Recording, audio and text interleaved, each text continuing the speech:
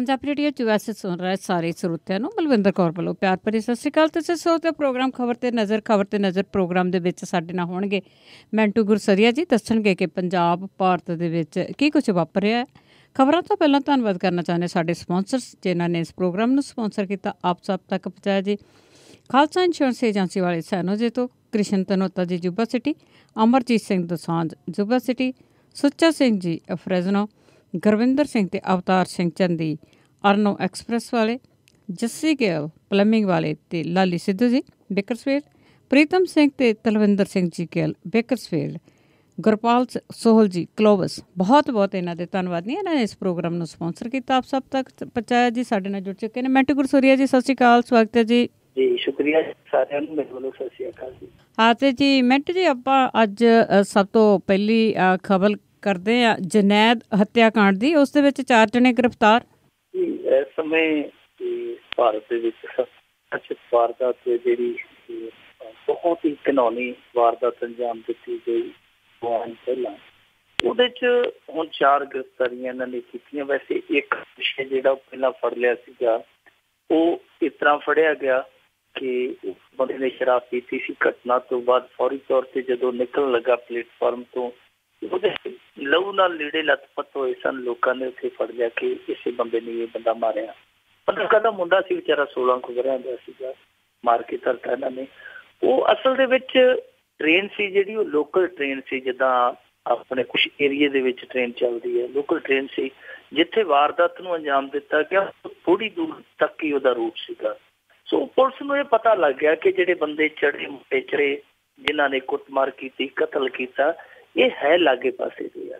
ਫਿਰ ਇੱਕ CCTV ਕੈਮਰੇ ਦੇ ਵਿੱਚ 3 ਜਾਣੇ ਮੋਟਰਸਾਈਕਲ ਤੇ ਬੈਠੇ ਨਜ਼ਰ ਆਏ, ਕਿਉਂਕਿ ਐਸਾ ਕਿਸੇ ਨੇ ਦੱਸਤਾ ਸੀਗਾ ਕਿ ਉਹ ਦੂਸਰੇ ਪਾਸੇ ਜਿੱਦਾਂ ਆਮ ਤੌਰ ਤੇ ਪਲੇਟਫਾਰਮ ਹੁੰਦਾ, ਉਹ ਤੋਂ ਦੂਜੀ ਸਾਈਡ ਉਤਰ ਕੇ ਉਹ ਕਿਸੇ ਮੋਟਰਸਾਈਕਲ ਤੇ ਸਵਾਰ ਹੋ ਕੇ ਨਿਕਲੇ, ਕਿਉਂਕਿ ਉਹਨੇ ਤੁਰਦੀ ਗੱਡੀ ਦੇ ਵਿੱਚ ਹੀ ਟੈਲੀਫੋਨ ਕਰ ਦਿੱਤਾ ਆਪਣੇ ਨਾਲਦਿਆਂ ਨੂੰ ਕਿ ਉਹ ਫਲਾਣੀ ਥਾਂ ਤੇ ਮੋਟਰਸਾਈਕਲ ਲੈ ਕੇ ਆ ਜਾਣ।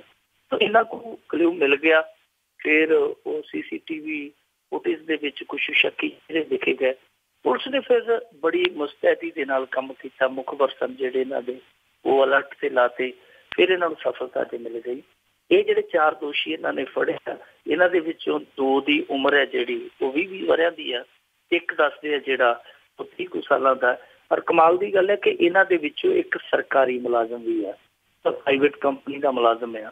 ਦੂਜੇ 2 ਉਹ ਕੀ ਕਰਦੇ ਰਹੇ, ਇਹਦੇ ਬਾਰੇ ਬਹੁਤ ਹੀ ਜ਼ਿਆਦਾ ਹੱਦ ਤੱਕ ਤਫਸੀਲ ਨਹੀਂ ਮਿਲੀ। ਹਾਲਾਂਕਿ ਇਹਨਾਂ ਨੂੰ ਹੁਣ ਕੱਲ੍ਹ ਨੂੰ ਅਦਾਲਤ 'ਚ ਪੇਸ਼ ਕੀਤਾ ਜਾਊਗਾ। ਜਲਦੀ ਦੋਸ਼ੀ ਵੀ ਫੜੇ ਜਾਣ ਦੀ ਸੰਭਾਵਨਾ, ਕਿਉਂਕਿ ਇਹ ਜਿਹੜੇ 4 ਫੜੇ ਗਏ ਤਾਂ ਮਤਲਬ ਕਿ ਹੁਣ ਉਹ ਜਲਦੀ ਦੱਸਦੇ। ਸੋ ਇਸ ਮਾਮਲੇ 'ਚ ਅਸੀਂ ਕਹਿ ਸਕਦੇ ਹਾਂ ਕਿ ਪੁਲਿਸ ਨੇ ਚੰਗਾ ਕੰਮ ਕੀਤਾ। ਪਰ ਜਿਹੜਾ ਸੁਰੇਸ਼ ਪ੍ਰਭੂ ਰੇਲਵੇ ਦਾ ਪ੍ਰਭੂ ਹੈ, ਜਿਹੜਾ ਕੇਂਦਰੀ ਰੇਲਵੇ ਮੰਤਰੀ ਆ, ਉਹਦਾ ਟਵੀਟ ਨਹੀਂ ਹੈ। ਉਹ ਅਕਸਰ ਬੱਚੇ ਦਾ ਡਾਈਪਰ ਵੀ ਗਿੱਲਾ ਹੋ ਜਾਏ ਰੇਲ ਚੋਰੀ 'ਚ ਜਾਂਦੀ, ਜਿੱਥੇ ਕੁਛ ਕਹਿ ਦੇ ਨਾਲ ਟਵੀਟ ਕਰ ਦਿੰਦਾ। ਪਰ ਇਹੋ ਜਿਹੇ ਸੰਗੀਨ ਮਸਲੇ 'ਚ ਬੋਲਿਆ ਤੱਕ ਨਹੀਂ, ਕੋਈ ਉਹਦੀ ਜਨਤਕ ਪ੍ਰਤੀਕਿਰਿਆ ਨਹੀਂ ਆਈ। ਸਾਰੇ ਨੂੰ ਉਹ ਚੀਜ਼ ਥੋੜ੍ਹੀ ਜਿਹੀ ਰੜਕੀ। ਉਂਝ ਕੇਂਦਰੀ ਜਿਹੜਾ ਸੰਚਾਰ ਮੰਤਰੀ ਹੈ ਰਵੀ ਸ਼ੰਕਰ ਪ੍ਰਸਾਦ, ਉਹਨੇ ਨਿੰਦਿਆ ਕੀਤੀ ਸੀਗੀ। ਖੈਰ ਪੁਲਿਸ ਨੇ ਇਹ ਕੰਮ ਕੀਤਾ, ਗ੍ਰਿਫਤਾਰੀਆਂ ਹੋ ਗਈਆਂ। ਪਰ ਸਭ ਤੋਂ ਵੱਡਾ ਸਵਾਲ ਇਹ ਹੈ ਕਿ ਜਨੂੰਨ ਹੱਥੋਂ ਕਦੋਂ ਤੱਕ ਮਾਸੂਮ ਕੱਟਦੇ ਰਹਿਣਗੇ, ਕਦੋਂ ਤੱਕ ਮਾਵਾਂ ਦੇ ਸੀਨੇ ਸੱਥਰਾਂ ਤੇ ਫਟਦੇ ਰਹਿਣਗੇ, ਕਦੋਂ ਤੱਕ ਸਿਆਸਤਾਂ ਵਾਲੇ ਲਾਸ਼ਾਂ ਦੇ ਮੁੱਲ ਰਹਿਣਗੇ, ਕਦੋਂ ਤੱਕ ਇਹ ਲੋਕ ਦੂਜੇ ਦੀਆਂ ਬਰਬਾਦੀਆਂ ਤੇ ਹੱਸਦੇ ਰਹਿਣਗੇ। ਆਖਿਰ ਇਹ ਸਿਲਸਿਲਾ ਥੰਮੇਗਾ ਕਿੱਥੇ? ਬਿਲਕੁਲ ਜੀ, ਜਿਸ ਤਰ੍ਹਾਂ ਤੁਸੀਂ ਇਹ ਗੱਲ ਕੀਤੀ ਆ, ਕਿੱਥੇ ਥੰਮਣਾ ਹੈਗਾ ਇਹ। ਇੱਕ ਤੇ ਪਾਸੇ ਤੇ ਬੰਦੇ ਦੀ ਹੱਤਿਆ ਤੇ ਉਹਦੇ ਬਾਰੇ ਬੋਲੇ ਕੁਛ ਨਹੀਂ, ਦੂਜੇ ਪਾਸੇ ਗਊ ਹੱਤਿਆ ਦੇ ਸ਼ੱਕ ਦੇ ਵਿੱਚ ਹੀ ਇੱਕ ਮੁਸਲਿਮ ਬਜ਼ੁਰਗ ਦੀ ਭਿਆਨਕ ਕੁੱਟਮਾਰ ਕਰਕੇ ਘਰ ਨੂੰ ਅੱਗ ਲਾਈ। ਦਿਲਾਂ ਨੂੰ ਨਾ ਦਹਿਲਾਉਣ ਵਾਲੀਆਂ ਖਬਰਾਂ ਆ ਰਹੀਆਂ ਨੇ। ਇਹ ਸਾਰੇ ਪਾਸੇ ਇਸ ਤਰ੍ਹਾਂ ਹੀ ਲੱਗਦਾ ਜਿਵੇਂ ਤਪਦੀ ਹਵਾ ਹੀ ਵਗਦੀ ਪਈ ਹੈ ਇਸ ਮੁਲਕ ਦੇ ਵਿੱਚੋਂ। ਕਿਤੇ ਜਾ ਕੇ 2-3 ਦਿਨਾਂ ਬਾਅਦ ਜਾਂ ਕਈ ਵਾਰ 2-3 ਹਫ਼ਤਿਆਂ ਬਾਅਦ ਕੋਈ ਠੰਡੀ ਹਵਾ ਦਾ ਬੁੱਲਾ ਆਉਂਦਾ, ਕੋਈ ਚੰਗੀ ਖਬਰ ਆਉਂਦੀ ਆ। ਹੁਣ 2-3 ਦਿਨ ਪਹਿਲਾਂ ਚੰਗੀਆਂ ਖਬਰਾਂ ਆਈਆਂ ਸਨ। ਇੱਕ ਮੰਦਿਰ ਦੇ ਵਿੱਚ ਉਹਨਾਂ ਨੇ ਈਦ ਮਨਾਈ ਹੈ ਮੁਸਲਮਾਨਾਂ ਨੇ। ਇੰਨੀ ਵਧੀਆ ਚਾਰਕ ਸਾਂਝ ਸੀਗੀ ਕਿ ਉੜੀਪਾ ਦੇ ਵਿੱਚ ਮੰਦਿਰ, ਕ੍ਰਿਸ਼ਨਾ ਮੰਦਿਰ ਹੈ, ਉਹਦੇ ਅੰਦਰ ਵਿੱਚ ਉਹਨਾਂ ਨੇ ਈਦ ਮਨਾ ਕੇ ਬਹੁਤ ਇੱਕ ਇਤਫਾਕ ਦਾ ਬਹੁਤ ਵੱਡਾ ਕੀਤਾ। ਪਰ ਉਸ ਤੋਂ ਬਾਅਦ ਲਗਾਤਾਰ ਇਹੋ ਜਿਹੀਆਂ ਖਬਰਾਂ ਆ ਰਹੀਆਂ, ਕਿਤੇ ਕੁਛ ਅੱਜ ਘਟਨਾ ਵਾਪਰੀ ਆ, ਇਹ ਝਾਰਖੰਡ ਦੇ ਗਿਰੀਡੀ ਜ਼ਿਲ੍ਹਾ ਉਹਦੇ ਵਿੱਚ ਵਾਪਰੀ। ਕੋਈ ਮੁਸਲਮਾਨ ਸੀਗਾ ਉਸਮਾਨ ਅੰਸਾਰੀ, ਉਹਦੇ ਘਰ ਦੇ ਮੂਹਰੇ ਕੋਈ ਗਾਂ ਮਰੀ ਪਈ ਸੀਗੀ। ਫਿਰ ਗਾਂ ਮਰੀ ਪਈ ਤੇ ਤੁਹਾਨੂੰ ਪਤਾ ਜਜ਼ਬਾਤ ਉੱਠ ਖਲੋਂਦੇ ਇਹਨਾਂ ਦੇ। ਉਹ ਜਿਹੜੇ ਗਊ ਆਸਤਕ ਸੀਗੇ ਉਹਨਾਂ ਨੇ ਆ ਕੇ ਇਹਦਾ ਘਰ ਘੇਰ ਲਿਆ। ਰਸਤੇ ਬਹੁਤ ਕੁੱਟਿਆ ਮਾਰਿਆ, ਬਜ਼ੁਰਗ ਨੂੰ ਬਹੁਤ ਜ਼ਿਆਦਾ ਕੁੱਟਿਆ ਮਾਰਿਆ। ਕਿਸੇ ਭਲੇ ਮਾਨਸ ਨੇ ਟੈਲੀਫੋਨ ਕਰਤਾ ਜਾਂ ਇਹਦੇ ਘਰ ਦੇ ਮੈਂਬਰਾਂ ਨੇ ਕਰਤਾ ਕਿ ਸਾਡਾ ਤੇ ਬੰਦਾ ਮਾਰ ਦੇਣ ਲੱਗੇ ਆ। ਪੁਲਿਸ ਇੱਥੇ ਵੀ ਚੁਸਤੀ ਦੇ ਨਾਲ ਪਹੁੰਚੀ ਕਿ ਇਸ ਤੋਂ ਪਹਿਲਾਂ ਕੋਈ ਵੱਡੀ ਵਾਰਦਾਤ ਹੋ ਜਾਂਦੀ। ਪੁਲਿਸ ਪਹੁੰਚੀ, ਉਸਮਾਨ ਅੰਸਾਰੀ ਤੇ ਉਹਦੇ ਪਰਿਵਾਰ ਨੂੰ ਬਚਾ ਲਿਆ ਗਿਆ, ਛੁਡਾ ਲਿਆ ਗਿਆ ਵਸ਼ੀ ਤੋਂ। ਪਰ ਜਦੋਂ ਉਹਨੂੰ ਲੈ ਕੇ ਤੁਰਨ ਲੱਗੇ ਹਸਪਤਾਲ, ਲੋਕਾਂ ਨੇ ਪੁਲਿਸ ਘੇਰ ਲਈ। ਲੋਕ ਪੱਥਰ ਪੁਲਿਸ ਤੇ ਭਰਾਉਣ ਲੱਗ ਪਏ। ਪੁਲਿਸ ਜਦੋਂ ਪਤਾ ਲੱਗਿਆ ਕਿ ਅਸੀਂ ਆਪ ਘਿਰ ਗਏ ਹਾਂ, ਬੰਦਾ ਵੀ ਮਰ ਜੂ, ਅਸੀਂ ਵੀ ਮਰ ਜਾਗੇ, ਪੁਲਿਸ ਵਾਲਿਆਂ ਨੇ ਫਾਇਰਿੰਗ ਵੀ ਕੀਤੀ, ਜਵਾਬੀ ਲਾਠੀਚਾਰਜ ਵੀ ਕੀਤਾ।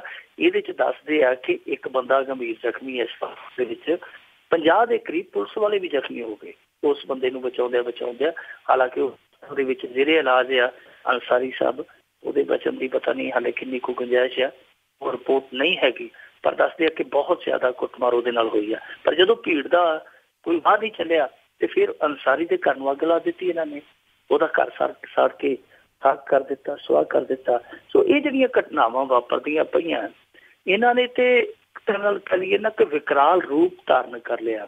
ਖਾਸ ਤੌਰ ਤੇ ਨਰਿੰਦਰ ਮੋਦੀ ਦੀ ਸਰਕਾਰ ਦੇ ਵਿੱਚ 25 ਜੂਨ ਤੱਕ ਦੇ ਹੁਣ ਅੰਕੜੇ ਆਏ ਆ, ਇਹਨਾਂ ਦੇ ਵਿੱਚ 63 ਘਟਨਾਵਾਂ ਵਾਪਰੀਆਂ ਨੇ 8 ਸਾਲਾਂ ਦੇ ਅੰਦਰ। ਗਊ ਰਾਖਿਆਂ ਵੱਲੋਂ 63 ਘਟਨਾਵਾਂ ਦੇ ਵਿੱਚ 28 ਲੋਕ ਮਾਰੇ ਗਏ। 28 ਲੋਕਾਂ ਦੇ ਵਿੱਚੋਂ ਕਮਾਲ ਲੈ ਕੇ 24 ਮੁਸਲਮਾਨ ਆ। ਸੋ ਕੁੱਲ ਮਿਲਾ ਕੇ ਜੇ ਦੇਖੀਏ ਕਿ ਜਿੰਨੀਆਂ ਘਟਨਾਵਾਂ ਵਾਪਰੀਆਂ ਨੇ 8-10 ਸਾਲਾਂ ਦੇ ਵਿੱਚ, ਇਹਦੀਆਂ 86% ਘਟਨਾਵਾਂ ਜਿਹੜੀਆਂ ਉਹ ਮੋਦੀ ਰਾਜ ਦੇ 3 ਸਾਲਾਂ ਦੇ ਵਿੱਚ ਵਾਪਰ ਗਈਆਂ। ਔਰ 28 ਚੋਂ ਮਰਨ ਵਾਲੇ ਕਿੰਨੇ ਆ? 24 ਮੁਸਲਮਾਨ ਆ। ਇਹਦਾ ਮਤਲਬ ਹੈ ਕਿ ਕਿਤੇ ਨਾ ਕਿਤੇ ਟਾਰਗੇਟ ਜਾ ਕੇ ਉਹ ਮੁਸਲਮਾਨ ਹੁਣ ਕਿੱਥੇ ਜਾਂਦੇ ਆ, ਮੁਸਲਮਾਨ ਟਾਰਗੇਟ ਹੋ ਰਹੇ ਆ। ਸੋ ਇਹਨਾਂ ਮਾਮਲਿਆਂ ਦੇ ਵਿੱਚ ਕਿਤੇ ਨਾ ਕਿਤੇ ਗਊ ਦਾ ਮਸਲਾ ਤੇ ਹੈ ਹੀ ਹੈ, ਕਿਤੇ ਨਾ ਕਿਤੇ ਫਿਰਕੂ ਦੁਰਭਾਵਨਾ ਵੀ ਕੰਮ ਕਰਦੀ ਹੈ। ਔਰ ਕਮਾਲ ਦੀ ਗੱਲ ਇਹ ਆ ਕਿ ਜਿੰਨੇ ਮਸਲੇ ਆ, 63 ਮਸਲੇ ਹੁਣ ਤੱਕ ਇਸ ਤਰ੍ਹਾਂ ਦੇ ਆਏ ਆ ਕੇਸ ਸਾਹਮਣੇ। ਇਹਨਾਂ ਦੇ ਵਿੱਚੋਂ 63 ਦੇ ਵਿੱਚੋਂ 32 ਉਹਨਾਂ ਰਾਜਾਂ 'ਚ ਵਾਪਰੇ ਆ ਜਿਨ੍ਹਾਂ ਰਾਜਾਂ 'ਚ ਭਾਜਪਾ ਸਰਕਾਰ ਸੱਤਾ ਤੇ ਕਾਬਜ਼ ਹੈ। ਸੋ ਸਿੱਧੇ ਤੌਰ ਤੇ ਅਸੀਂ ਸਮਝ ਸਕਦੇ ਹਾਂ ਕਿ ਜੋ ਦੌਰ ਨਰਿੰਦਰ ਮੋਦੀ ਦੀ ਸਰਕਾਰ ਦੀ ਆਮਦ ਦੇ ਨਾਲ ਸ਼ੁਰੂ ਹੋਇਆ, ਉਹ ਅੰਤ ਕਿੱਥੇ ਹਾਸਲ ਕਰੇਗਾ ਜਾ ਕੇ ਕੋਈ ਪਤਾ ਨਹੀਂ ਲੱਗਦਾ ਪਿਆ। ਖਾਸ ਤੌਰ ਤੇ ਮੁਸਲਿਮ ਭਾਈਚਾਰੇ ਦੇ ਲੋਕ ਔਰ ਜਿਹੜੇ ਗਊ ਪਾਲਕ ਨੇ, ਉਹਨਾਂ ਦੇ ਵਿੱਚ ਤੇ ਇੱਕ ਤਰ੍ਹਾਂ ਦੀ ਦਹਿਸ਼ਤ ਆ। ਲੋਕ ਆਵਾਜ਼ਾਂ ਮਾਰਦੇ ਕਿ ਸਾਡੇ ਤੋਂ ਗਾਂ ਲੈ ਜਾਓ। ਹੁਣ ਦੇਖੋ ਆਹ ਮੁਸਲਮਾਨ ਦੇ ਨਾਲ ਕੀ ਹੋਇਆ। ਮੁਸਲਿਮ ਪਰਿਵਾਰ ਆ, ਉਹਦੇ ਘਰ ਦੇ ਮੂਹਰੇ ਗਾਂ ਮਰੀ ਮਿਲੀ ਆ। ਕਹਿੰਦੇ ਹੁੰਦੇ ਆ ਕਿ ਭੀੜਾਂ ਦੇ ਸਿਰ ਨਹੀਂ ਹੁੰਦੇ, ਯਾਨੀ ਸਿਰ ਤੇ ਹੁੰਦੇ ਆ, ਸਿਰਾਂ ਦੇ ਵਿੱਚ ਮਗਜ਼ ਨਹੀਂ ਹੁੰਦਾ। ਇਹਨਾਂ ਦੇ ਹੱਥਾਂ 'ਚ ਸਿਰਫ ਦੋ ਚੀਜ਼ਾਂ ਹੁੰਦੀਆਂ, ਜਾਂ ਤੇ ਪੱਥਰ ਤੇ ਜਾਂ ਤਾੜੀਆਂ। ਜੇ ਇਹਨਾਂ ਭੀੜਾਂ ਦੇ ਕੋਲ ਸਿਰ ਹੁੰਦੇ, ਸਿਰਾਂ ਦੇ ਵਿੱਚ ਮਗਜ਼ ਹੁੰਦੇ, ਤੇ ਇਹ ਸੋਚ ਸਕਦੇ ਸਨ ਕਿ ਜਿਹੜੇ ਬੰਦੇ ਨੇ ਗਾਂ ਮਾਰੀ ਹੋਏਗੀ, ਦੁਰਭਾਵਨਾ ਨਾਲ ਗਾਂ ਮਾਰੀ ਹੋਏਗੀ, ਉਹ ਮਾਰ ਕੇ ਸਜਾ ਕੇ ਦਲੀਚਾ 'ਚ ਰੱਖੇਗਾ। ਉਹਨਾਂ ਨੂੰ ਪਤਾ ਕਿ ਮੈਨੂੰ ਲੋਕ ਵੱਢ ਦੇਣਗੇ। ਸੋ ਪਾਗਲ ਤੋਂ ਪਾਗਲ ਬੰਦਾ ਵੀ ਇਹ ਗੱਲ ਸਮਝ ਸਕਦਾ ਕਿ ਗਊ ਮਾਰਨ ਵਾਲਾ ਆਪਣੇ ਬੂਹੇ 'ਚ ਕਿਉਂ ਸੁੱਟੇਗਾ। ਇਹਦਾ ਮਤਲਬ ਹੈ ਕਿਤੇ ਨਾ ਕਿਤੇ ਕਿਸੇ ਬੰਦੇ ਨੇ ਸ਼ਰਾਰਤ ਕੀਤੀ ਹੋ ਸਕਦੀ ਹੈ। ਇਹ ਪਤਾ ਲਾਉਣ ਦੀ ਥਾਂ ਤੇ ਕਿ ਅਸਲ ਦੇ ਵਿੱਚ ਇਹ ਵਾਪਰਿਆ ਕੀ ਹੈ, ਇਹਨਾਂ ਨੇ ਇਹ ਭਾਣਾ ਵਰਤਾ ਦਿੱਤਾ। ਸੋ ਸਭ ਕੁਛ ਇਸ ਤਰ੍ਹਾਂ ਚੱਲਦਾ ਜੇ ਰਿਹਾ ਤੇ ਬਹੁਤ ਮੁਸ਼ਕਿਲ ਖੜੀ ਹੋ ਜਾਏਗੀ।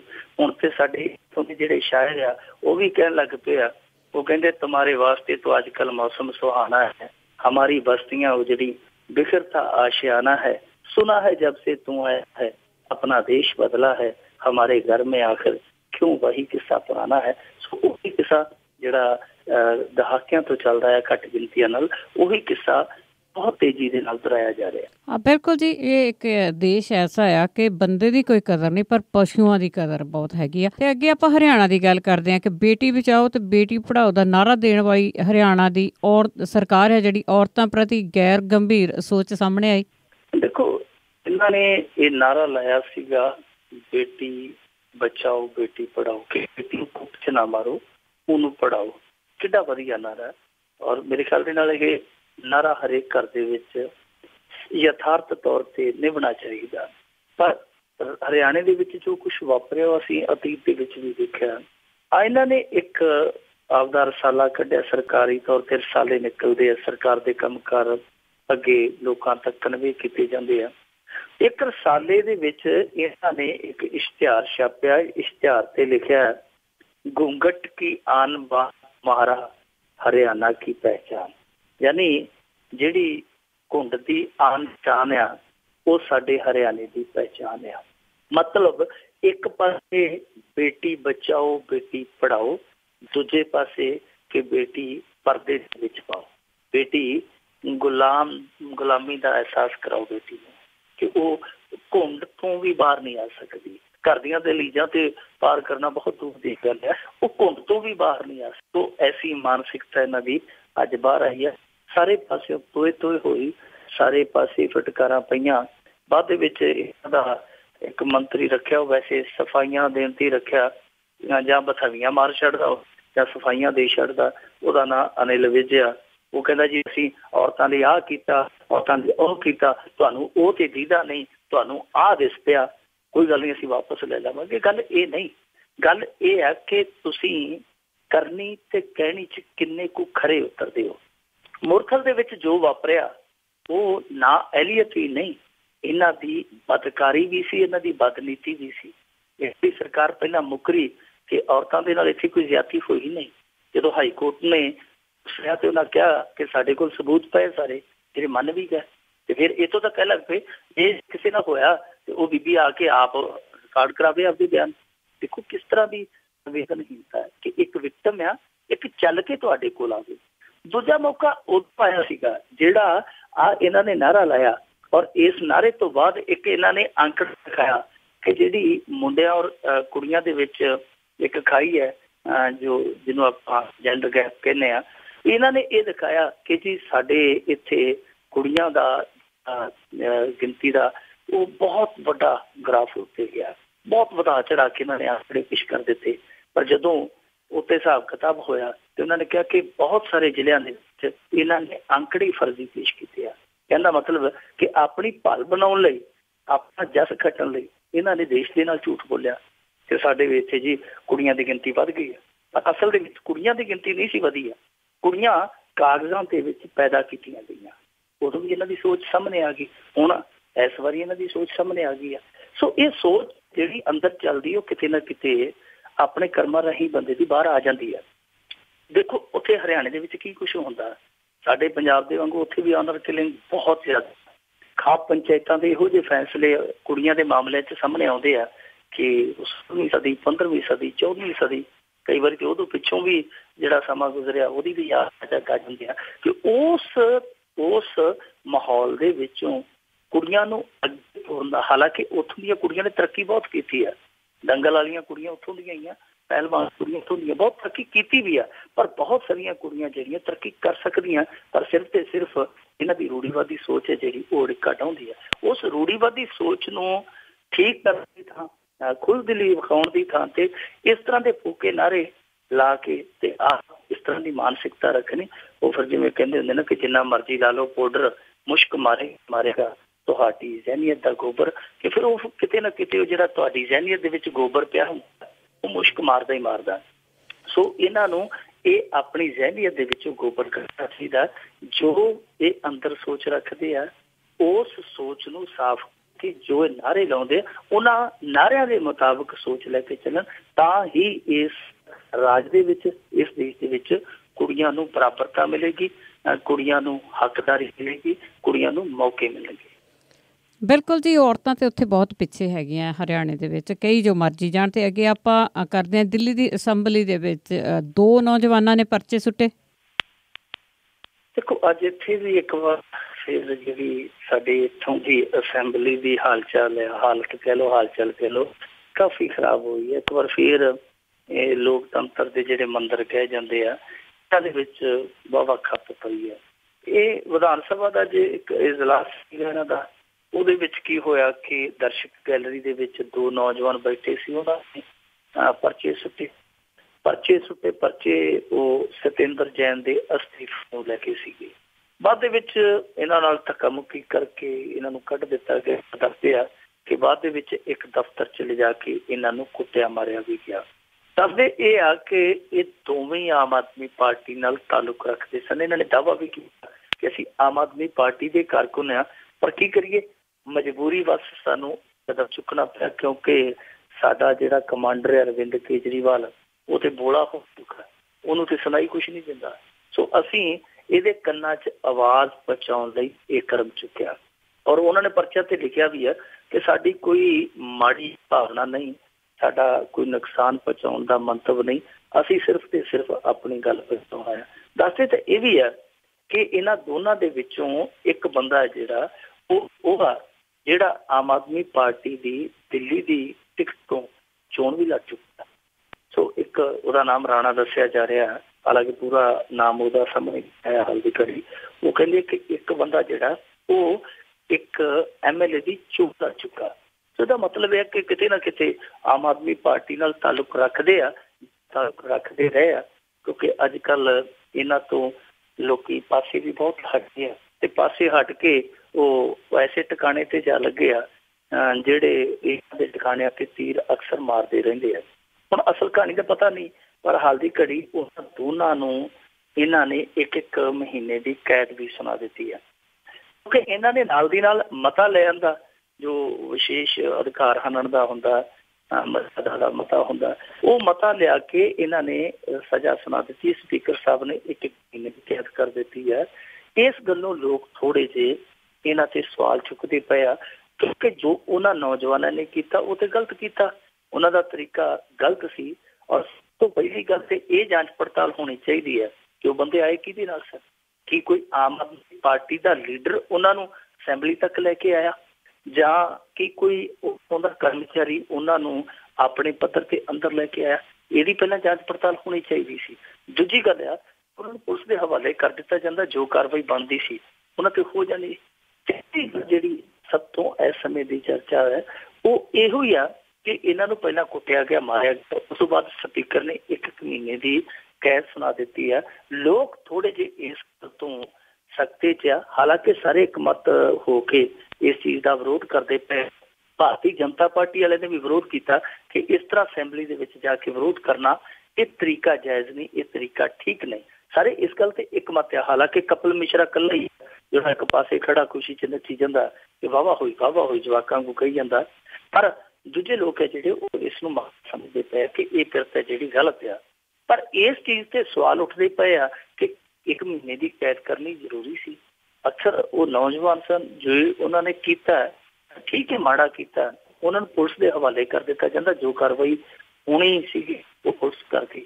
ਪਰ ਸਪੀਕਰ ਵੱਲੋਂ ਨਾਲ ਦੀ ਨਾਲ 1 ਮਹੀਨੇ ਦੀ ਕੈਦ ਕਰਦੇ ਨੇ। ਇਹਦੇ ਤੇ ਵਾਹਵਾ ਸਵਾਲ ਉੱਠਦੇ ਪਏ ਆ ਕਿ ਆਮ ਆਦਮੀ ਪਾਰਟੀ ਤੇ ਖੁੱਲੇ ਵਿਚਾਰਾਂ ਵਾਲੀ ਪਾਰਟੀ ਹੈ, ਇਹ ਤੇ ਕਹਿੰਦੇ ਆ ਕਿ ਅਸੀਂ ਸੰਵਾਦ ਨੂੰ ਪਸੰਦ ਕਰਦੇ ਹਾਂ, ਫਸਾਦ ਨੂੰ ਪਸੰਦ ਨਹੀਂ ਕਰਦੇ, ਤੇ ਜੇ ਉਹ ਆਪਣੀ ਇੱਥੇ ਗੱਲ ਕਹਿਣ ਆ ਹੀ ਗਏ ਆ, ਬੇਸ਼ੱਕ ਉਹਨਾਂ ਦਾ ਤਰੀਕਾ ਗਲਤ ਆ, ਤੇ ਇੰਨੀ ਸਖਤ ਸਜ਼ਾ ਕੀ ਦੇਣੀ ਵਾਜਬ ਹੈ? ਇਹ ਬਹੁਤ ਵੱਡਾ ਸਵਾਲ ਅੱਜ ਉਸ ਘਟਨਾ ਤੋਂ ਬਾਅਦ ਉੱਠਿਆ। ਜੀ ਬਿਲਕੁਲ, ਇੰਨੇ ਖੁੱਲ੍ਹਾਂ ਵਾਲੀ ਵਿਚਾਰਾਂ ਵਾਲੀ ਇੱਕ ਹੈਗੀ ਆ ਪਾਰਟੀ ਆ, ਵੈਸੇ ਥੱਪੜ ਖਾ ਕੇ ਵੀ ਇਹਨੇ ਕਦੀ ਕੁਛ ਕੀਤਾ ਨਹੀਂ ਗਾ। ਅਤੇ ਅੱਗੇ ਆਪਾਂ ਐਕਸਾਈਜ਼ ਐਕਟ ਦੇ ਵਿੱਚ ਸੋਧ ਕਰਨ 'ਤੇ ਹਾਈ ਕੋਰਟ ਵੱਲੋਂ ਪੰਜਾਬ ਸਰਕਾਰ ਨੂੰ ਨੋਟਿਸ ਮਿਲਿਆ। ਦੇਖੋ, ਇਹਨਾਂ ਨੇ ਪਿੱਛੇ ਬਜਟ ਇਜਲਾਸ ਦੇ ਵਿੱਚ ਇਹ ਖੁੱਲ੍ਹ ਕਰਤੀ ਸੀਗੀ ਕਿ ਜੀ ਅਸੀਂ ਅਮੈਂਡਮੈਂਟ ਕਰ ਦਿੱਤੀ ਹੈ ਐਕਸਾਈਜ਼ ਐਕਟ ਦੀ, ਜਿਹੜੀ 1921 ਦੀ ਧਾਰਾ 26A ਆ, ਉਹਦੇ 'ਚ ਅਮੈਂਡਮੈਂਟ ਕਰਤੀ ਆ। ਹੁਣ ਹਾਈਵੇਜ਼ ਦੇ 500 ਮੀਟਰ ਦੇ ਦਾਇਰੇ ਦੇ ਵਿੱਚ ਹੋਟਲ, ਰੈਸਟੋਰੈਂਟ, ਕਲੱਬ ਇਹ ਦਾਰੂ ਸਿੱਕਾ ਵਰਤਾ ਸਕਦੇ ਆ। ਤੇ ਜਿਹੜੇ ਪੀਣ ਖਾਣ ਦੇ ਸ਼ੌਕੀਨ ਆ ਉਹਨਾਂ ਨੇ ਵਾਹ ਇਹਨਾਂ ਦੀ ਕੀਤੀ ਸੀਗੀ ਖੁਸ਼ਾਮਦ ਕਿ ਬਹੁਤ ਵਧੀਆ ਕੰਮ ਕੀਤਾ ਜੀ, ਇਹ ਕੈਪਟਨ ਸਾਹਿਬ ਦਾ ਬੜਾ ਵਧੀਆ ਫੈਸਲਾ। ਉਸ ਫੈਸਲੇ ਨੂੰ ਹੁਣ ਹਾਈ ਕੋਰਟ ਦੇ ਵਿੱਚ ਚੈਲੰਜ ਕਰ ਦਿੱਤਾ ਗਿਆ ਕਿ ਇਹਨਾਂ ਨੇ ਜੋ ਕੰਮ ਕੀਤਾ ਉਹ ਸਿੱਧੇ ਤੌਰ ਤੇ ਸੁਪਰੀਮ ਕੋਰਟ ਦੇ ਹੁਕਮ ਦੀ ਉਲੰਘਣਾ ਹੈ। ਕੀਤਾ ਕਿਹਨੇ ਆ? ਕੀਤਾ ਉਸੇ ਸੱਜਣ ਨੇ ਆ, ਹਰਮਨ ਸਿੱਧੂ ਨੇ, ਜਿਹਨੇ ਕਿ ਹੁਣ ਆਪਣੀ ਸਾਰੀ ਜ਼ਿੰਦਗੀ ਇਸੇ ਕੰਮ ਦੇ ਲੇਖੇ ਲਾਈ ਸੀ। ਅਸਲ ਦੇ ਵਿੱਚ ਹਰਮਨ ਸਿੱਧੂ ਕੈਨੇਡਾ ਜਾਣਾ ਸੀਗਾ ਤੇ 15 ਕੁ ਦਿਨ ਪਹਿਲਾਂ ਉਹਦਾ ਐਕਸੀਡੈਂਟ ਹੋ ਗਿਆ ਹਿਮਾਚਲ ਦੇ ਵਿੱਚ। ਐਕਸੀਡੈਂਟ ਦੇ ਵਿੱਚ ਉਹਦਾ ਕੋਈ ਦੋਸ਼ ਨਹੀਂ ਸੀ, ਦੋਸ਼ ਸਾਹਮਣੇ ਵਾਲੇ ਦਾ ਸੀ ਜਿਹਨੇ ਸ਼ਰਾਬ ਪੀਤੀ ਹੋਈ ਸੀ। ਉਸ ਤੋਂ ਬਾਅਦ ਉਹ ਬੰਦਾ ਸਦਾ ਲਈ ਵੀਲ ਚੇਅਰ ਤੇ ਰਹਿ ਗਿਆ। ਉਸ ਤੋਂ ਬਾਅਦ ਵੀ ਉਸ ਬੰਦੇ ਨੇ ਹਿੰਮਤ ਨਹੀਂ ਹਾਰੀ ਉਹਨੇ ਇੱਕ ਲੜਾਈ ਲੜਨੀ ਸ਼ੁਰੂ ਕਰ ਦਿੱਤੀ ਕਿ ਜੋ ਲੋਕ ਸ਼ਰਾਬ ਪੀ ਕੇ ਸੜਕ ਤੇ ਗੱਡੀਆਂ ਚਲਾ ਕੇ ਦੂਜੀਆਂ ਦੀਆਂ ਜ਼ਿੰਦਗੀਆਂ ਨੂੰ ਖਤਰੇ 'ਚ ਪਾਉਂਦੇ ਆ, ਮੈਂ ਇਹਨਾਂ ਦੇ ਖਿਲਾਫ ਲੜਾਈ ਲੜਨੀ ਹੈ। ਉਹ ਹਾਈਵੇ ਤੋਂ ਠੇਕੇ ਚੁਕਵਾਉਣ ਲਈ ਹਾਈਕੋਰਟ ਗਿਆ। ਹਾਈਕੋਰਟ ਨੇ ਹੁਕਮ ਦੇ ਦਿੱਤਾ। ਪੰਜਾਬ ਸਰਕਾਰ ਨੇ ਕੀ ਕੀਤਾ ਕਿ ਠੇਕੇਦਾਰਾਂ ਦੀ ਲੌਬੀ ਦੇ ਨਾਲ, ਠੇਕੇਦਾਰਾਂ ਦੀ ਲੌਬੀ ਕਾਹਦੀ ਆ, ਆਪਦਾ ਘਰ ਦੀ ਗੱਡੀ ਗੰਡਾ ਸਿੰਘ ਡਰਾਈਵਰ ਸਾਰਾ ਕੰਮ ਕਰਨ ਨੇਤਾਵਾਂ ਦਾ ਹੀ ਆ। ਇਹ ਉਸ ਫੈਸਲੇ ਦੇ ਉਲਟ ਸੁਪਰੀਮ ਕੋਰਟ 'ਚ ਚਲੇ ਗਏ। ਸੁਪਰੀਮ ਕੋਰਟ ਨੇ ਵੀ ਉਲਟ ਫੈਸਲਾ ਦੇ ਦਿੱਤਾ ਕਿ ਨਹੀਂ ਭਾਈ, ਹਾਈਵੇ ਦੇ 100 ਮੀਟਰ ਦੇ ਦਾਇਰੇ ਦੇ ਅੰਦਰ ਅੰਦਰ ਤੁਸੀਂ ਸ਼ਰਾਬ ਨਹੀਂ ਵੇਚ ਸਕਦੇ। ਤੇ ਜਦੋਂ ਇਹਨਾਂ ਦੇ ਕੋਲ ਕੋਈ ਹੀਲਾ ਨਹੀਂ ਰਿਹਾ, ਕੋਈ ਵਸੀਲਾ ਨਹੀਂ ਰਿਹਾ, ਹਾਲਾਂਕਿ ਸਰਕਾਰ ਬਦਲ ਗਈ ਪਰ ਸਰਕਾਰ ਦੇ ਤੌਰ ਤਰੀਕੇ ਨਹੀਂ ਬਦਲੇ, ਲੱਛਣ ਨਹੀਂ ਬਦਲੇ। ਨਵੀਂ ਸਰਕਾਰ ਆਈ, ਇਹਨਾਂ ਨੇ ਨਵਾਂ ਰਸਤਾ ਕੱਢ ਲਿਆ। ਇਹਨਾਂ ਨੇ ਅਮੈਂਡਮੈਂਟ ਕਰ ਦਿੱਤੀ, ਸੋਧ ਕਰ ਦਿੱਤੀ ਐਕਸਾਈਜ਼ ਐਕਟ ਦੇ ਵਿੱਚ ਕਿ ਹਾਂਜੀ ਅਸੀਂ ਉਹ ਧਾਰਾ ਹੀ ਡਾ ਦਿੰਦੇ ਹਾਂ। ਪਰ ਸੁਪਰੀਮ ਕੋਰਟ ਦੇ ਇਹ ਹੁਕਮ ਦੀ ਉਲੰਘਣਾ ਮੰਨਿਆ ਗਿਆ। ਹਾਈ ਕੋਰਟ ਨੇ ਇਸ ਦਲੀਲ ਨੂੰ ਪ੍ਰਵਾਨ ਕੀਤਾ। ਹੁਣ ਇਹਨਾਂ ਨੇ ਜਵਾਬ ਦੇਣਾ, ਜਾ ਕੇ ਆਪਦਾ ਜਵਾਬ ਪੇਸ਼ ਕਰਨਗੇ। ਪਰ ਇੱਕ ਚੀਜ਼ ਆ, ਜੋ ਮਰਜ਼ੀ ਉੱਥੋਂ ਹਾਈ ਕੋਰਟ ਚੋਂ ਨਤੀਜਾ ਆਵੇ, ਇੱਕ ਚੀਜ਼ ਸਾਫ਼ ਆ ਕਿ ਦੇਖੋ ਪਿਛਲੀ ਸਰਕਾਰ ਸੀ ਜਿਹੜੀ, ਉਹ ਵੀ ਸ਼ਰਾਬ ਦਾ ਮਾਲੀਆ ਕਰਦੀ ਗਾਂ ਲੰਘੀ ਕਿ ਅਸੀਂ ਜੀ ਸ਼ਰਾਬ ਤੋਂ ਪੈਸਾ ਇਕੱਠਾ ਕਰਦੇ। ਇੱਥੋਂ ਤੱਕ ਆਖਣਾ ਪਿਆ ਸੀ ਹਾਈ ਕੋਰਟ ਨੂੰ ਕਿ ਜੇ ਤੁਹਾਡਾ ਵੱਸ ਚੱਲੇ ਨਾ, ਕਿ ਤੁਸੀਂ ਤੇ ਬਾਦਲ ਸਾਹਿਬ ਸੈਕਟਰੀਏਟ ਦੇ ਵਿੱਚ ਵੀ ਸ਼ਰਾਬ ਦੀਆਂ ਦੁਕਾਨਾਂ ਖੋਲ ਦਿਓ, ਤੁਹਾਡਾ ਜੇ ਵੱਸ ਚੱਲਦਾ ਹੋਵੇ। ਸੋ ਹਾਈ ਕੋਰਟ ਨੇ ਇਹੋ ਜਿਹੀ ਟਿੱਪਣੀ ਤਲਖੀ ਦੇ ਵਿੱਚ ਕੀਤੀ ਕਿਉਂਕਿ ਇਹ ਹਾਈਵੇਜ਼ ਤੋਂ ਠੇਕੇ ਚੁੱਕਦੇ ਹੀ ਨਹੀਂ ਸਨ। ਦੂਜੇ ਪਾਸੇ ਜਿਹੜੀ ਆਹ ਹੁਣ ਨਵੀਂ ਸਰਕਾਰ ਆਈ ਆ, ਇਹ ਵੀ ਉਸੇ ਲਈ ਤੇ ਚੱਲਦੀ ਪਈ। ਅਸਲ ਦੇ ਵਿੱਚ ਚੱਲਣ ਦਾ ਕਾਰਨ ਇਹੋ ਹੀ ਆ ਕਿ ਉਹਨੇ ਕੁ ਉਹਨਾਂ ਦੇ ਬੰਦਿਆਂ ਦੇ ਆ, ਉਹਨੇ ਕੁ ਇਹਨਾਂ ਦੇ ਵੀ ਹੈਗੇ, ਥੋੜਾ 19-21 ਦਾ ਫਰਕ ਹੋਊਗਾ। ਪਰ ਸਭ ਤੋਂ ਵੱਡੀ ਗੱਲ ਤੇ ਇਹ ਆ ਕਿ ਕੀ ਜਿਹੜੀਆਂ ਸਰਕਾਰਾਂ ਨੇ ਇਹ ਸਾਰੀਆਂ ਹੀ ਨੋਟ ਪੱਖੀ ਨੇ, ਲੋਕ ਪੱਖੀ ਕੋਈ ਵੀ ਨਹੀਂ। ਜੇ ਲੋਕ ਪੱਖੀ ਸੋਚ ਹੋਵੇ ਤੇ ਫਿਰ ਕਿੱਡਾ ਕੁ ਫਰਕ ਪੈਂਦਾ। ਜੇ ਕੋਈ ਮਾਲੀਏ ਦਾ ਨੁਕਸਾਨ ਹੁੰਦਾ ਵੀ ਆ, ਜਿੱਥੇ ਪੰਜਾਬ ਇੰਨੇ ਨੁਕਸਾਨ ਝੱਲੀ ਜਾਂਦਾ ਹੈ ਤੇ ਉੱਥੇ ਥੋੜਾ ਜਿਹਾ ਹੋਰ ਸਹੀ, ਇਹ ਥੋੜਾ ਜਿਹਾ ਵੀ ਨਹੀਂ ਪੈ ਸਕਦਾ। ਦੇਖੋ ਤਮਿਲਨਾਡੂ ਦੇ ਵਿੱਚ ਸਾਡੇ ਨਾਲੋਂ ਸ਼ਰਾਬ ਦੀ ਖਪਤ ਬਹੁਤ ਘੱਟ ਆ ਜੀ, ਪਰ ਉਹਨਾਂ ਦਾ ਜਿਹੜਾ ਮਾਲੀਆ ਉਹ ਦੱਸਦੇ ਕਿ 30,000 ਕਰੋੜ ਦੇ ਕਰੀਬ ਹੈ। ਸਾਡੇ ਇੱਥੇ ਪੰਜਾਬ ਦੇ ਵਿੱਚ ਸ਼ਰਾਬ ਦਾ ਦੱਸਦੇ ਕਿ ਦਰਿਆ ਵਗਦਾ, ਲੋਕ ਬਹੁਤ ਜ਼ਿਆਦਾ ਸ਼ਰਾਬ ਪੀਂਦੇ ਆ ਤਮਿਲਨਾਡੂ ਦੇ ਮੁਕਾਬਲੇ, ਪਰ ਬਾਵਜੂਦ ਇਸ ਦੇ ਸਾਡਾ ਮਾਲੀਆ 5,000 ਕਰੋੜ ਹੈ, ਉਹਨਾਂ ਦਾ ਸਾਡੇ ਨਾਲੋਂ 25,000 ਕਰੋੜ ਜ਼ਿਆਦਾ ਸਿਰਫ ਇਸ ਕਰਕੇ ਆ ਕਿਉਂਕਿ ਸਾਰਾ ਠੇਕਿਆਂ ਦਾ ਕੰਮ ਉਹਨਾਂ ਦਾ ਜਨਤਕ ਪ੍ਰਣਾਲੀ ਅਧੀਨ ਚੱਲਦਾ, ਯਾਨੀ ਸਰਕਾਰੀ ਤੌਰ ਤੇ ਚੱਲਦਾ। ਜੇ ਤੁਸੀਂ ਮਾਲੀਆ ਹੀ ਇਕੱਠਾ ਕਰਨਾ ਹੈ, ਇਹਨੂੰ ਸਰਕਾਰੀ ਕਰ ਦਿਓ, ਸਰਕਾਰੀ ਕਰਕੇ ਸਾਰਾ ਕੰਮ ਕਰ ਸਰਕਾਰ ਦੇ ਹੱਥਾਂ 'ਚ ਲੈ ਕੇ ਮਾਲੀਆ ਵਧਾ ਲਓ, ਕੀ ਮਰੇ ਪੈਂਦੀ ਹੈ ਇਹਨਾਂ ਨੂੰ ਕੰਮ ਕਰਨ ਦੇ ਨਾਲ। ਪਰ ਜਿਹੜਾ ਆਹ ਕੰਮ ਕਰਦੇ ਸਿੱਧੇ ਤੌਰ ਤੇ ਮੈਸੇਜ ਆ ਕਿ ਇਹਨਾਂ ਨੂੰ ਲੋਕਾਂ ਦੀਆਂ ਜ਼ਿੰਦਗੀਆਂ ਦੇ ਨਾਲ ਨਹੀਂ, ਇਹਨਾਂ ਨੂੰ ਆਪਣੇ ਕਾਰੋਬਾਰ ਦੇ ਨਾਲ ਆ, ਇਹਨਾਂ ਨੂੰ ਆਪਣੇ ਸ਼ਰਾਬ ਦੇ ਮਾਲੀਏ ਦੇ ਨਾਲ ਆ। ਬਿਲਕੁਲ ਜੀ ਬਿਲਕੁਲ। ਤੇ ਜੇ ਪੰਜਾਬ ਦੀ ਤਰੱਕੀ ਦੀ ਗੱਲ ਕਰੀਏ, ਤੁਸੀਂ ਮਾਲੀਏ ਦੀ ਗੱਲ ਕੀਤੀ ਹੈ ਕਿ ਇਸ ਦਾ ਜਿਹੜਾ ਵਿਕਾਸ ਆ ਉਹ ਬਿਹਾਰ ਵੀ ਇਸ ਤੋਂ ਅੱਗੇ ਨਿਕਲ ਗਿਆ, ਪਰ ਕਾਫੀ ਪਿਛਲੇ ਸਾਲਾਂ ਤੋਂ ਅਸੀਂ ਸੁਣਦੇ ਆਏ ਕਿ ਪੰਜਾਬ ਨੰਬਰ 1 ਹੈ।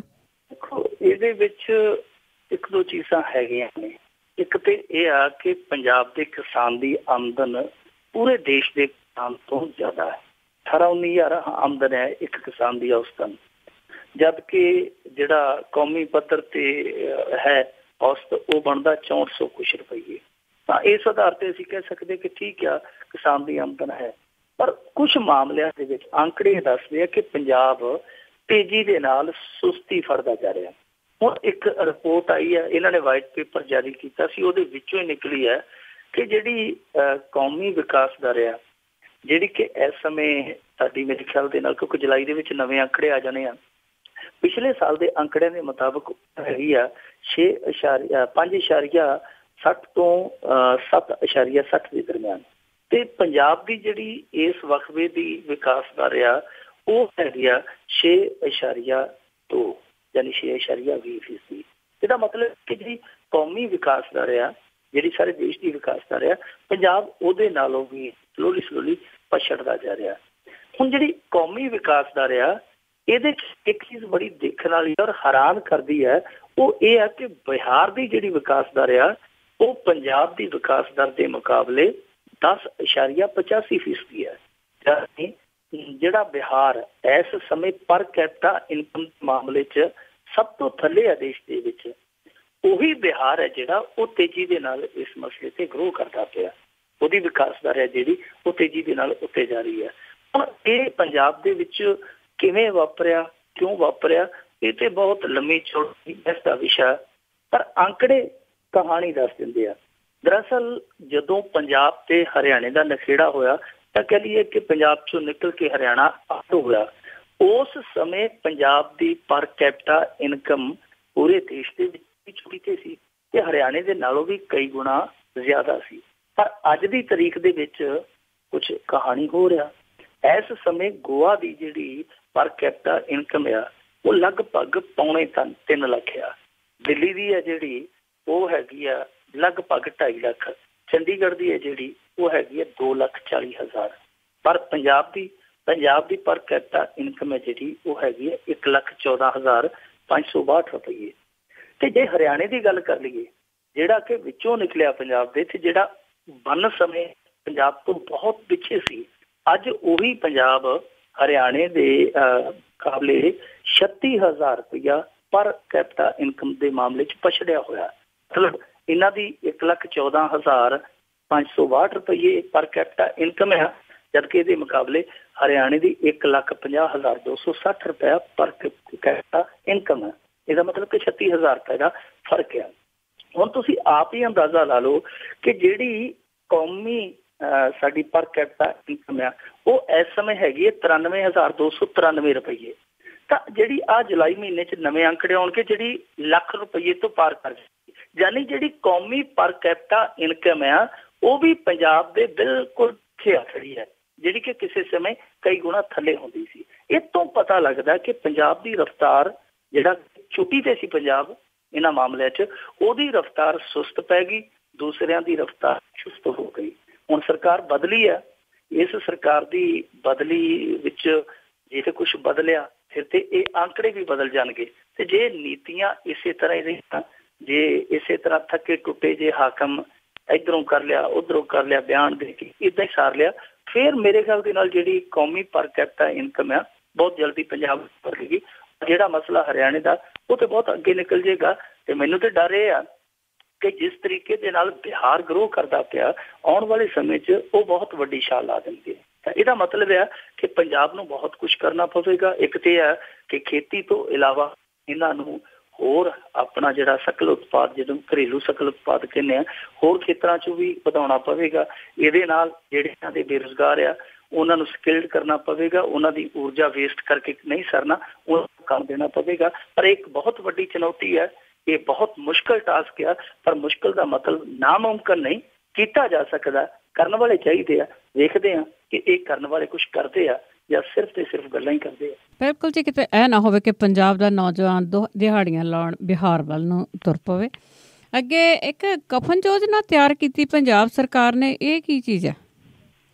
ਦੇਖੋ ਇਹਦੇ ਵਿੱਚ ਇਹਨਾਂ ਨੇ ਕੀ ਕੀਤਾ ਕਿ ਜਿਹੜੇ ਗਰੀਬ ਲੋਕ ਆ, ਜੇ ਕੋਈ ਉਹਨਾਂ ਦਾ ਜੀ ਗੁਜ਼ਰ ਜਾਂਦਾ ਤੇ ਹਸਪਤਾਲ ਦੇ ਵਿੱਚ ਇੱਕ ਕਫਨ ਮੁਹੱਈਆ ਕੀਤਾ ਜਾਏਗਾ। ਯਾਨੀ ਕਈ ਬਦਕਿਸਮਤ ਇਹੋ ਜਿਹੇ ਵੀ ਹੁੰਦੇ ਕਿ ਕਫਨ ਵੀ ਉਹਨਾਂ ਨੂੰ ਨਸੀਬ ਨਹੀਂ ਹੁੰਦਾ। ਫਿਰ ਨਾਲ ਇਹਨਾਂ ਨੇ ਕਿਹਾ ਕਿ ਜਿਨ੍ਹਾਂ ਹਸਪਤਾਲਾਂ ਦੇ ਵਿੱਚ ਅੰਤਮ ਯਾਤਰਾ ਵੈਨਾਂ ਦਾ ਪ੍ਰਬੰਧ ਨਹੀਂ, ਅਸੀਂ ਉਹਦੇ ਲਈ ਐਕਸਟਰਾ 500 ਰੁਪਈਆ ਦਿਆ ਕਰਾਂਗੇ ਕਿ ਲਓ ਭਾਈ ਤੁਸੀਂ ਕੋਈ ਹੋਰ ਵਹੀਕਲ ਵਾਹਨ ਜਿਹੜਾ ਕੋਈ ਆਪਦਾ ਉਹਦਾ ਪ੍ਰਬੰਧ ਕਰ ਲਓ, ਉਹਦੇ ਲਈ ਅਸੀਂ ਤੁਹਾਨੂੰ 500 ਰੁਪਈਆ ਦਿੰਦੇ ਹਾਂ।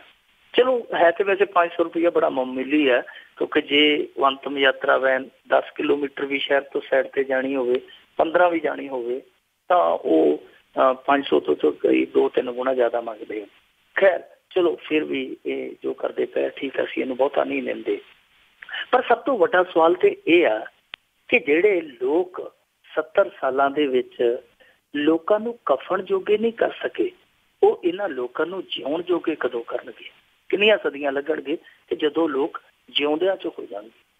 ਦੂਜੀ ਗੱਲ ਇਹ ਆ ਕਿ ਦੇਖੋ ਇਹਨਾਂ ਨੇ ਕਿਹਾ ਸੀ ਕਿ ਅਸੀਂ ਦੇਹਾਂ ਦਾ ਸਨਮਾਨ ਕਰਨ ਲਈ, ਕਿ ਦੇਹਾਂ ਰੁਲਣਾ, ਮ੍ਰਿਤਕ ਦੇਹਾਂ ਦੇ ਸਨਮਾਨ ਲਈ ਅਸੀਂ ਇਹ ਸਭ ਕੁਛ ਕਰਦੇ ਹਾਂ, ਠੀਕ ਆ। ਪਰ ਦੇਖੋ ਇੱਥੇ ਖਬਰਾਂ ਕੀ ਆਉਂਦੀਆਂ ਕਿ ਫਲਾਣੀ ਮੋਰਚਰੀ ਦੇ ਵਿੱਚ ਰੱਖੀਆਂ 2 ਲਾਸ਼ਾਂ ਨੂੰ ਚੂਹੇ ਕੁਤਰ ਗਏ, ਉਹਨਾਂ ਦਾ ਪ੍ਰਬੰਧ ਵੀ ਠੀਕ ਕਰੋ। ਇੱਥੇ ਫਰੀਦਕੋਟ ਹਸਪਤਾਲ ਚੋਂ ਖਬਰ ਆ ਗਈ, ਗੁਰੂ ਗੋਬਿੰਦ ਸਿੰਘ ਮੈਡੀਕਲ ਕਾਲਜ ਦੇ ਵਿੱਚੋਂ, ਕਿ ICU ਦੇ ਵਿੱਚ ਆ ਕੇ ਚੂਹੇ ਜਿਉਂਦੇ ਮਰੀਜ਼ਾਂ ਨੂੰ ਕੁਤਰ ਗਏ। ਉਹਨਾਂ ਲਈ ਵੀ ਤੁਸੀਂ ਪ੍ਰਬੰਧ ਠੀਕ ਕਰੋ। ਔਰ ਸਭ ਤੋਂ ਵੱਡੀ ਗੱਲ ਇਹ ਆ ਕਿ ਤੁਸੀਂ ਆਪਣੇ ਹਸਪਤਾਲਾਂ ਦਾ ਪ੍ਰਬੰਧ ਕਰੋ ਤਾਂ ਕਿ ਤੁਹਾਡੇ ਕਫਨਾਂ ਦੀ ਬਚਤ ਹੋਵੇ, ਕਿਉਂਕਿ ਬਹੁਤ ਸਾਰੇ ਬੰਦੇ ਤੁਹਾਡੇ ਹਸਪਤਾਲਾਂ ਦੇ ਪ੍ਰਬੰਧਾਂ ਕੋਲੋਂ ਮਰ ਜਾਂਦੇ ਆ। ਇੱਕ ਗੱਲ ਹੋਰ ਆ ਕਿ ਦੇਹਾਂ ਦੀ ਜੇ ਬੇਹਰਮਤੀ ਦੀ ਗੱਲ ਕਰੀਏ ਤੇ ਕਿਹੜਾ ਘੱਟ ਹੁੰਦੀ ਆ। ਕਈ ਵਾਰੀ ਸਾਰਾ ਦਿਨ ਗਰੀਬ ਉੱਥੇ ਕਦੇ ਇੱਧਰ ਵੱਜ ਕਦੇ ਉੱਧਰ ਵੱਜ, ਜਦੋਂ ਪੁੱਛਦੇ ਆ ਕਹਿੰਦੇ ਜੀ ਡਾਕਟਰ ਸਾਹਿਬ ਆਉਂਦੇ ਹੁਣ ਆਉਂਦੇ, ਕਦੇ ਸਾਲੀ ਦੇ ਵਿਆਹ ਤੇ ਗਏ ਆ, ਕਦੇ ਭਾਂਜੇ ਕੋਲ ਗਏ, ਕਦੇ ਮੀਟਿੰਗ 'ਚ ਗਏ ਆ। ਉਹ ਵੀ ਸਮਾਂ ਠੀਕ ਹੋਣਾ ਚਾਹੀਦਾ। ਇੱਕ ਚੀਜ਼ ਹੋ ਰਿਹਾ ਕਿ ਮੋਰਚਰੀ ਤੋਂ ਲਾਸ਼ ਕਢਾਉਣ ਤੋਂ ਲੈ ਕੇ ਬਾਹਰ ਗੇਟ ਤੱਕ ਲਾਸ਼ ਕੱਢਣ ਲਈ ਕਈ ਵਾਰ ਪੈਸੇ ਦੇਣੇ ਪੈਂਦੇ ਆ। ਉਹ ਮੁਰਦਾਰ ਖਾਣ ਵਾਲੇ ਲੋਕ, ਉਹ ਇੱਲਾਂ, ਉਹ ਗਿਰਜਾਂ ਜਿਹੜੀਆਂ, ਉਹਨਾਂ ਤੇ ਵੀ ਨੱਥ ਪੈਣੀ ਚਾਹੀਦੀ ਹੈ।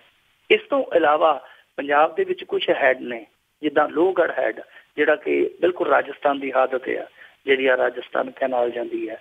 ਇਹ ਲੋਹਗੜ੍ਹ ਹੈਡ ਤੇ ਬਹੁਤ ਸਾਰੀਆਂ ਲਾਸ਼ਾਂ ਕੱਢ ਕੇ ਖੇਤਾਂ 'ਚ ਸੁੱਟ ਦਿੱਤੀਆਂ ਜਾਂਦੀਆਂ, ਜਿੱਥੇ ਕੁੱਤੇ ਖਾਂਦੇ ਆ, ਇੱਲਾਂ ਗਿਰਜਾਂ ਉਹ ਨੋਚਦੀਆਂ। ਖਨੌਰੀ ਦੇ ਲਾਗੇ ਇਸ ਤਰ੍ਹਾਂ ਦਾ ਹੈਡ ਆ ਜਿਹੜਾ ਭਾਖੜਾ ਨਹਿਰ ਤੇ ਬਣਿਆ। ਉੱਥੇ ਵੀ ਹਰਿਆਣੇ ਆਪਦੇ ਵਾਲੇ ਪਾਸੇ ਲਾਸ਼ਾਂ ਨਹੀਂ ਆਉਣ ਦਿੰਦੇ, ਪੰਜਾਬ ਵਾਲੇ ਮਜਬੂਰੀ 'ਚ ਕੱਢ ਕੇ ਉੱਥੇ ਖੇਤਾਂ 'ਚ ਕੁੱਤੇ ਸੁੱਟ ਦਿੰਦੇ ਆ। ਇਹ ਵੀ ਤੇ ਮ੍ਰਿਤਕ ਦੇਹਾਂ ਨੇ ਨਾ, ਸੋ ਦੇਹਾਂ ਦਾ ਫਿਰ ਵਿਤਕਰਾ ਕਿਉਂ? ਜੇ ਇਹ ਦੇਹਾਂ ਸੰਭਾਲੀਆਂ ਜਾਣੀਆਂ ਤਾਂ ਫਿਰ ਉਹਨਾਂ ਦੇਹਾਂ ਦਾ ਵੀ ਸਨਮਾਨ ਹੋਣਾ ਚਾਹੀਦਾ। ਸੋ ਮੇਰੇ ਖਿਆਲ ਦੇ ਨਾਲ ਪ੍ਰਬੰਧ ਬਹੁਤ ਕਰਨ ਵਾਲੇ ਆ ਜੇ ਇਸ ਪਾਸੇ ਤੁਰੇ ਆ। ਘੱਟੋ ਘੱਟ ਆਉਂਦੇ ਬੰਦਿਆਂ ਨੂੰ ਤਾਂ ਨਹੀਂ, ਲਾਸ਼ਾਂ ਨੂੰ ਤੇ ਮਾੜਾ ਮੋਟਾ ਇਹ ਸਨਮਾਨ ਦੇ ਦੇਣ, ਲਾਸ਼ਾਂ ਨੂੰ ਤੇ ਮਾੜਾ ਮੋਟਾ ਸੁਧਾਰ ਦੇ ਦੇਣ। ਚੁਫੇਰੇ ਜਿੱਥੇ ਵੀ ਇਹ ਕਮੀ ਹੈ ਉੱਥੇ ਇਹ ਕਮੀ ਦੂਰ ਕਰਨੀ ਚਾਹੀਦੀ ਜੀ। ਤੇ ਅੱਗੇ ਆਪਾਂ ਟਰੱਕ ਯੂਨੀਅਨ ਦੀ ਗੱਲ ਕਰਦੇ ਹਾਂ। ਜਦੋਂ ਵੀ ਸਰਕਾਰਾਂ ਬਦਲਦੀਆਂ ਤਾਂ ਇਹਨਾਂ ਦੀ ਖੱਪ ਖੇਡ, ਇੱਕ ਦੂਜੇ ਨਾਲ ਲੜਾਈਆਂ ਕੜਾਈਆਂ ਹੁੰਦੀਆਂ ਆ, ਤੇ ਇਹਨਾਂ ਨੂੰ ਕਹਿੰਦੇ ਤੋੜਨ ਤੋਂ ਪਹਿਲਾਂ ਪੰਜਾਬ ਸਰਕਾਰ ਇਹਨਾਂ ਦਾ ਵੀ ਪੱਖ ਸੁਣੂਗੀ। ਦੇਖੋ, ਇਹਨਾਂ ਨੇ ਕਿਹਾ ਸੀਗਾ 2 ਮੀਟਿੰਗਾਂ ਇਹਨਾਂ ਦੀਆਂ ਹੋਈਆਂ ਨੇ 24 ਘੰਟਿਆਂ ਦੇ ਅੰਦਰ, ਪਰ ਮੀਟਿੰਗਾਂ ਦੋਨੇ ਬੇਸਿੱਟਾ ਨਹੀਂ ਨੇ। ਇਹਦਾ ਹੀ ਨਤੀਜਾ ਕਿ ਅੱਜ ਇਹਨਾਂ ਨੇ ਚੱਕਾ ਜਾਮ ਕਰ ਦਿੱਤਾ। ਟਰੱਕ ਆਪਰੇਟਰਾਂ ਦੇ ਜਿਹੜੇ ਆਗੂ, ਉਹ ਕਹਿੰਦੇ ਕਿ ਸਾਡੇ ਹਿੱਤਾਂ ਦੀ ਅਣਦੇਖੀ ਕੀਤੀ ਜਾ ਰਹੀ ਹੈ, ਜਦ ਕਿ ਕਾਂਗਰਸ ਨੇ ਅੱਜ ਪੱਖ ਰੱਖਿਆ। ਉਹ ਕਹਿੰਦੇ ਜੀ ਕਿ ਜਿਹੜੀਆਂ ਟਰੱਕ ਯੂਨੀਅਨਾਂ, ਇਹਨਾਂ ਦੇ ਵਿੱਚ ਲੜਾਈ ਝਗੜੇ ਬਹੁਤ ਹੁੰਦੇ ਆ ਤੇ ਬਹੁਤ ਇਹਨਾਂ ਦੇ ਵਿੱਚ ਬੇਨੀਮੀਆਂ ਹੁੰਦੀਆਂ, ਇਸ ਕਰਕੇ ਅਸੀਂ ਇਹਨਾਂ ਨੂੰ ਭੰਗ ਕਰਦੇ ਪਏ ਹਾਂ। ਪਰ ਦੂਜੇ ਪਾਸੇ ਜਿਹੜੇ ਟਰੱਕ ਆਪਰੇਟਰਾਂ ਦੇ ਆਗੂ ਆ, ਔਰ ਜਿਸ ਤਰੀਕੇ ਦੇ ਨਾਲ ਟਰੱਕ ਆਪਰੇਟਰ ਇਸ ਚੀਜ਼ ਦਾ ਵਿਰੋਧ ਕਰਦੇ ਪਏ ਆ, ਪਹਿਲਾਂ ਤਾਂ ਸਾਡੇ ਵਰਗੇ ਵੀ ਸੋਚਦੇ ਸਨ ਕਿ ਸ਼ਾਇਦ ਰਾਜਸੀ ਵਿਰੋਧ ਆ, ਕਿਉਂਕਿ ਹਮੇਸ਼ਾ ਇਹ ਹੁੰਦਾ ਕਿ ਜਦੋਂ ਵੀ ਕੋਈ ਸਰਕਾਰ ਫੈਸਲਾ ਲੈਂਦੀ ਹੈ ਤੇ ਵਿੱਚੋਂ ਕੁਛ ਬੰਦੇ ਜਿਹੜੇ ਕਿ ਦੂਸਰੀਆਂ ਧਿਰਾਂ ਦੇ ਨਾਲ ਸੰਬੰਧਿਤ ਹੁੰਦੇ ਆ, ਉਹ ਰਾਜਸੀ ਵਿਰੋਧ ਕਰਦੇ ਆ। ਪਰ ਹੁਣ ਜਿਸ ਤਰ੍ਹਾਂ ਟਰੱਕ ਆਪਰੇਟਰ ਹੜਤਾਲਾਂ 'ਚ ਸ਼ਾਮਲ ਹੋ ਰਹੇ ਆ, ਉਹ ਤੋਂ ਲੱਗਦਾ ਕਿਤੇ ਨਾ ਕਿਤੇ ਹਿੱਤ ਉਹਨਾਂ ਦੇ ਵੀ ਪ੍ਰਭਾਵਿਤ ਹੋਣਗੇ। ਅਸਲ ਦੇ ਵਿੱਚ ਉਹਨਾਂ ਦਾ ਤਰਕ ਇਹ ਆ ਕਿ ਜੇ ਯੂਨੀਅਨਾਂ ਤੋੜ ਦਿੱਤੀਆਂ ਗਈਆਂ ਤੇ ਵਪਾਰੀ ਲੌਬੀ ਆ ਜਿਹੜੀ, ਉਹ ਇਹਨਾਂ ਦੇ ਹਿੱਤ ਖਾ ਜਾਏਗੀ। ਮਤਲਬ ਕਿ ਇਹਨਾਂ ਦੇ ਭਾੜੇ ਆ ਜਿਹੜੇ, ਉਹ ਬਿਲਕੁਲ ਡਿੱਗ ਪੈਣਗੇ, ਕੰਪੀਟੀਸ਼ਨ ਵੱਧ ਜਾਏਗਾ, ਲੜਾਈ ਝਗੜੇ ਸਗੋਂ ਇਹ ਤੋਂ ਵੀ ਜ਼ਿਆਦਾ ਵੱਧ ਜਾਣਗੇ।